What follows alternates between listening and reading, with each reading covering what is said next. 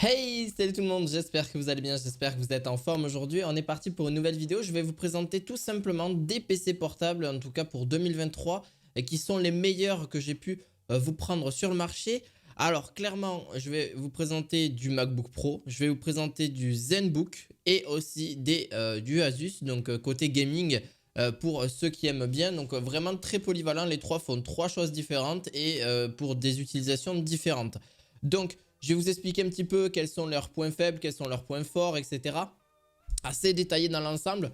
Je ne vais pas trop m'attarder non plus sur tous les produits parce que ça resterait une vidéo extrêmement longue dans le cas. Donc, je n'ai pas forcément non plus envie que ce soit très très long dans l'ensemble. Donc, n'hésitez pas, vous aurez les liens en description de vidéo, bien évidemment, comme d'habitude. Ça ne changera pas du tout. Si vous voulez les retrouver, ben voilà, un lien dans la description. À vous abonner. Ça, c'est très très bien. Merci beaucoup en tout cas pour tout votre soutien. Et une chose de plus, à mettre en commentaire, c'est ce que tu en penses, etc. Ça peut être aussi un très bon plus. Donc, pour le premier, ben voilà, le test, je vais vous le montrer un petit peu que j'ai pu voir et un petit peu l'avis que j'ai pu me donner sur ce produit. Donc, en gros, le MacBook Pro 14. Au niveau donc de ses points négatifs et ses points positifs, donc on est sur des points négatifs, en tout cas c'est l'encoche et les prix des options qui sont très chers, mais bon c'est du Apple donc c'est pas forcément trop étonnant non plus. Ils ont tendance à vraiment, c'est une marque, voilà c'est la marque, c'est le marketing qui font dessus que forcément c'est des produits plus chers, mais de très très bons, vraiment très bonnes performances avec vraiment de bonnes choses, etc. Je n'ai pas du tout de négativité envers Apple hein, parce qu'ils font aussi d'excellents produits. Le châssis bien conçu, une finition exemplaire, un écran parfaitement calibré. Il y a aussi le clavier et le trackpad qui sont vraiment très bons. Une connectique variée, les performances, bref, je vais vous en parler dans cette vidéo. Donc, pour la fiche technique, on est sur un écran de 14,2 pouces, donc c'est vraiment très très très fin. Et très petit, hein, très clairement au niveau de l'écran. C'est surtout quand je veux dire fin, c'est parce qu'il fait que 1,6 kg, donc c'est vraiment pas du tout très très lourd. Vous avez une mémoire interne qui peut aller de 500 jusqu'à 8 Tera en fonction de celui que vous voulez commander. Vous avez donc un Apple GPU, vous avez la puce M1 Pro pour ceux qui connaissent. Voilà, donc c'est vraiment bien qu'elle soit équipée de la puce M1. Et mini LED au niveau de la technologie d'affichage, une définition de 3024 par 1964. Peu enrhumé, c'est rien de grave, mais voilà, c'est juste un petit rhume passager à ce niveau-là. Donc au niveau du design, on reste sur un design quand même vraiment à bénéficier d'un tout nouveau design depuis le début de la transition vers les puces Apple, comme je vous ai dit. Créer vraiment un PC portable sans compromis pour les professionnels, cela traduit d'abord par une machine qui n'hésite pas à se montrer vraiment épaisse et assez dense. Mais franchement, avec du 14 pouces, c'est pas trop étonnant non plus. Je vous ai dit, ça reste fin. Mais forcément, il y a toutes les technologies qui vont dedans. Et je peux vous dire que les technologies qui vont dedans, pour que ce soit une utilisation même côté même Adobe Premiere Pro, Photoshop, etc. Ça reste trop bien. Et surtout, c'est assez petit. Vous avez une caméra aussi qui est disponible. Un petit trackpad. Donc ce trackpad et le clavier, c'est une série vraiment de péripéties. Parce qu'en vrai, depuis plusieurs années, après d'être d'abord revenu sur le clavier papillon facilement cassable, Apple abandonne cette fois le touch bar que par grand nombre qui l'utilisaient. Voilà, donc on retrouve d'ailleurs un clavier complet sans pavé numérique avec une ligne dédiée aux touches de fonction. On a aussi un endroit précis, donc avec des touches d'alimentation, faisant également le Touch ID, c'est-à-dire vraiment le lecteur d'empreintes au niveau de celui-ci. Voilà, clavier très élégant, sans trop de problèmes à ce niveau-là, et le trackpad aussi qui est là. Au niveau des connectiques, on est sur une connectique assez simple, deux USB-C que vous pouvez aussi après le Lightning pour recharger si vous le souhaitez, et ben voilà le classique, le port classique que vous connaissez tous, le port voilà casque, port jack. Au niveau de celui-ci, donc c'est connecteur MagSafe et le port jack à gauche, voilà. Et voilà, port USB-C et aussi HDMI 2.0 et un lecteur de carte SD à droite. Bref, une webcam et un audio vraiment très sympa. Excusez-moi si j'ai encore toussé. Donc, à la place, vous avez vraiment une bonne caméra. Ça reste relativement correct. Voilà, si vous faites des conversations en FaceTime, etc., c'est très bien. Il n'y a pas plus de... Ça reste comme un téléphone, à peu près la même qualité au niveau du portrait. Son écran, c'est du 14,2 pouces 3024 par 1996. Je ne vais pas aller vraiment dans les détails. À mini LED avec compatibilité HDR. voilà, je vais pas aller vraiment très loin parce qu'on a aussi, au niveau du taux de rafraîchissement, j'en ai pas parlé, adaptatif, donc pouvoir monter jusqu'à 120 Hz. Donc il est aussi possible de l'ajuster à la main si on souhaite uniquement travailler en 60 Hz, qui consommera peut-être moins de batterie au niveau de celui-ci, même si la batterie reste quand même pas trop mal. On en reparlera un petit peu après au niveau de son autonomie. Le logiciel, c'est le macOS Monterey. Alors, Monterey, c'est quoi? C'est Monterey, hein, ça dépend comment vous le prononcez. Donc, grâce à son taux de rafraîchissement de 120 Hz, ben, ça a été un petit peu la déception. Mais l'intégration du Touch ID, le lecteur d'empreintes, voilà. Déverrouiller la machine pour lancer l'installation d'une application que le MacBook me demande un mot de passe, de la session, etc. C'est vraiment un petit peu embêtant. L'écosystème, voilà, le logiciel est vraiment après correct, mais c'est vraiment ce côté négatif que j'aurais retrouvé là-dessus. Mais ça reste vraiment pas, ça reste minime. Ben voilà, ben nous y voilà au niveau des performances. Voilà ce qui est, je pense, le plus important, ce que vous attendez un petit peu tous.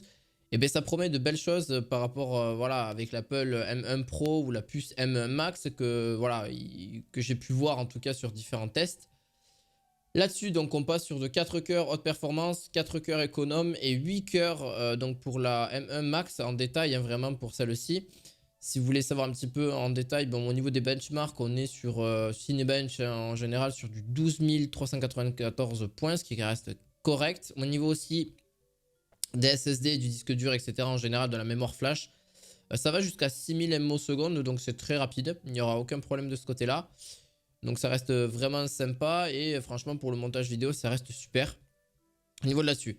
Avec le jeu vidéo, bon, le jeu vidéo c'est assez compliqué hein, chez Apple, vous le savez. Hein. Il sera beaucoup plus optimisé sous un système d'exploitation sous Windows 11.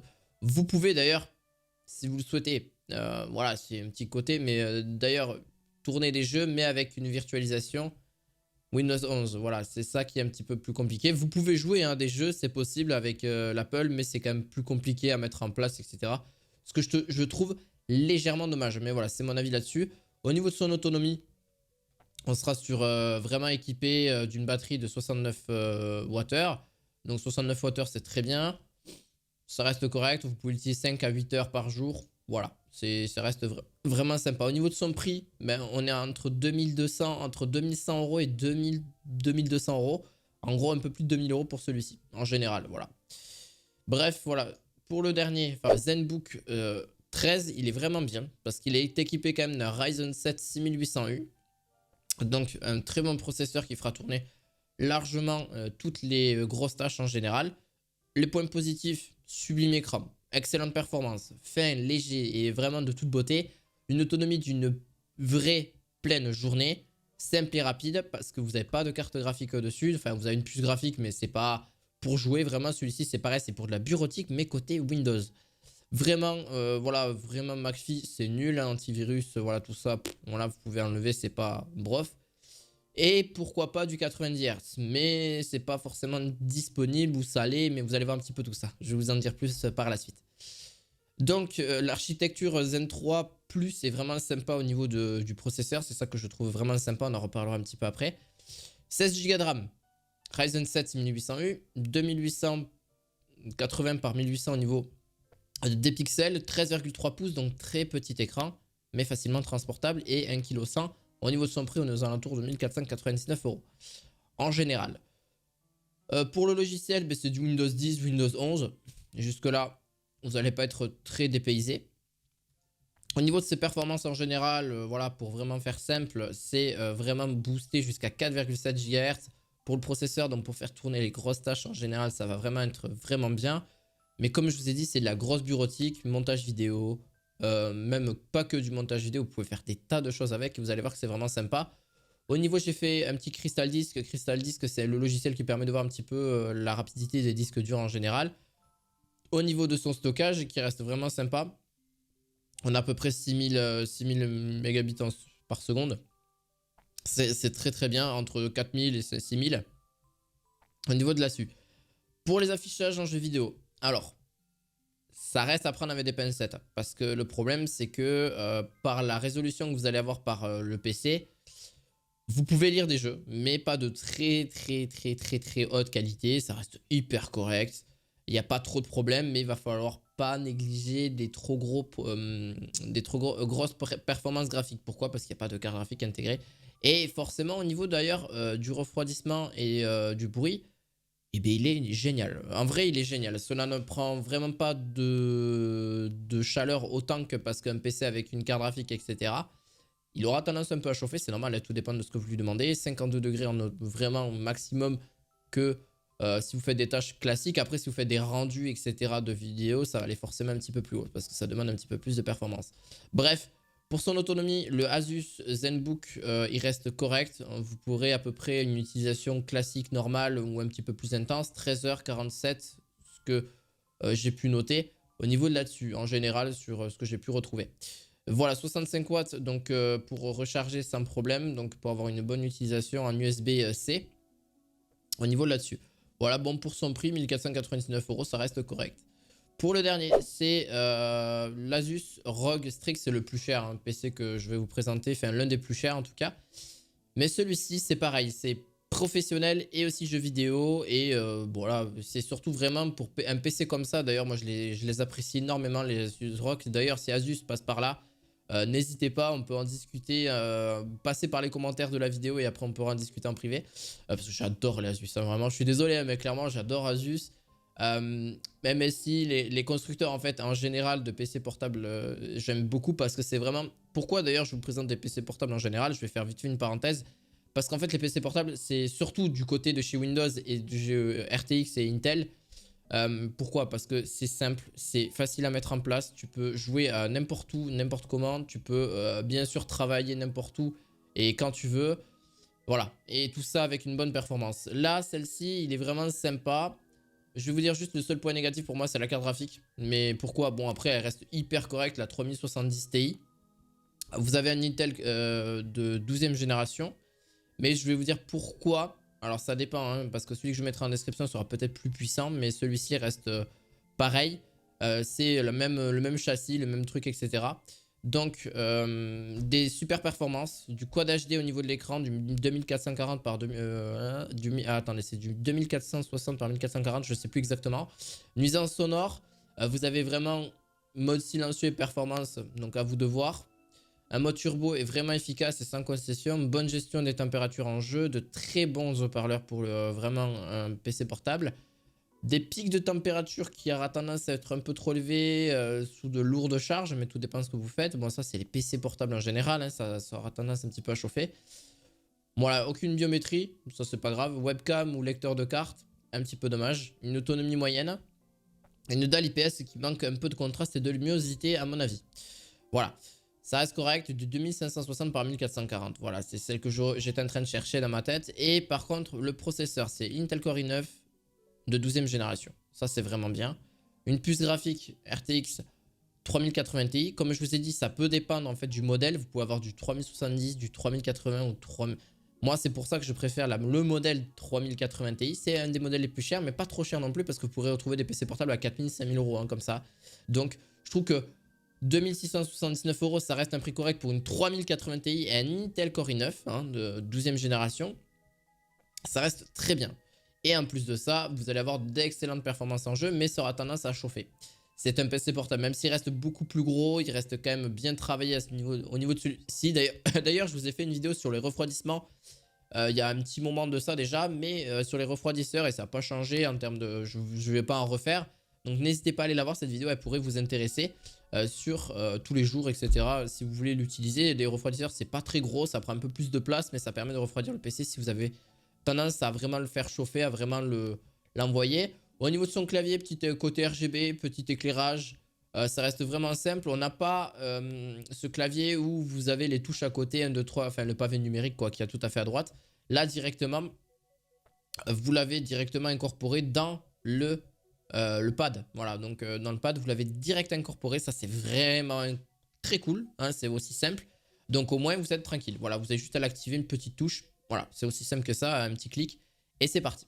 La connectique, en gros HDMI, VGA, non VGA ça existe plus depuis longtemps. Port Ethernet, 2 USB-C, donc un Thunderbolt pour pouvoir recharger en cas le PC portable, mais vous avez aussi un port pour recharger le PC portable. au niveau là-dessus, à ce niveau-là, bon, Thunderbolt 4 en prenant en charge le display Alt Mode. Donc display Alt Mode, c'est aussi de pouvoir brancher votre PC et de rediffuser l'image. Mais si vous n'avez pas de HDMI, etc. Bon bref, ça reste compliqué. Il prend en charge le G-Sync, donc ça ne vous inquiétez pas, ça c'est vraiment bien. Les USB sont de génération 2, donc 3.2, et ça va vraiment aller très vite. Et la recharge par USB Type C jusqu'à 100 watts.